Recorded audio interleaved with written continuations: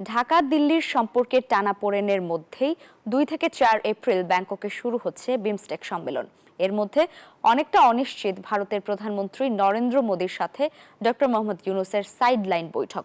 সংকীর্ণ রাজনৈতিক বিভেদ ভুলে আঞ্চলিক আকাঙ্ক্ষা পূরণে বিমস্টেক শীর্ষ সম্মেলন সহায়ক হবে এমন প্রত্যাশা বিশ্লেষকদের।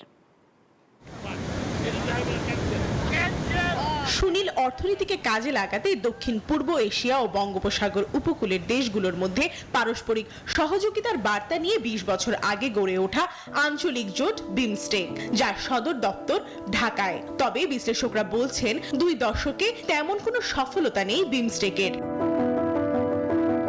এমন পরিস্থিতিতে 2 এপ্রিল ব্যাংককে শুরু হচ্ছে 20তম বিমস্টেক সম্মেলন। যোগ দিতে 3 এপ্রিল ব্যাংকক যাচ্ছেন প্রধান উপদেষ্টা।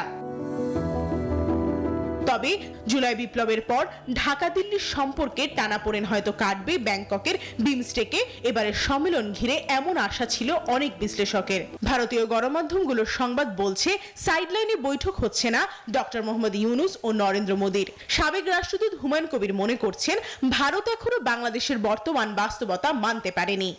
বান্ডেল থাকলে প্রতি সেনমানিতে টাকা বাঁচবে।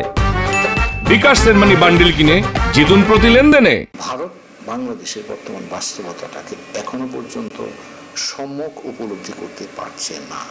তো কাজেই সরকার প্রধান পর্যায়ে যদি আলোচনার মাধ্যমে তারা এই উপলব্ধিটা অন্তত আসে, সেটা ভারতের জন্য যেমন মঙ্গল, আমাদের জন্য মঙ্গল, দ্বিপাক্ষিক সম্পর্কের জন্য মঙ্গল। আঞ্চলিক সমস্যা সমাধানে বিমস্টেকের সফলতা না থাকলেও রোহিঙ্গা সংকট সমাধানে আসতে পারে ইতিবাচক প্রস্তাব বলে মনে করছেন আন্তর্জাতিক সম্পর্ক বিশ্লেষক অধ্যাপক ইমতিয়াজ আহমেদ। বিমস্টেক এখন পর্যন্ত কোনো কিছু দেখিয়ে বলতে পারেনি যে এত বছরের একটা 20 বছরের উপরে হয়ে গেছে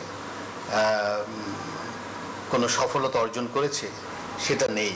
ইন্টারিম রেজিমের একটা ইচ্ছা আছে যে সাক্ষাৎ হলে হয়তো সরাসরি বলতে পারবে যে বিষয়গুলো।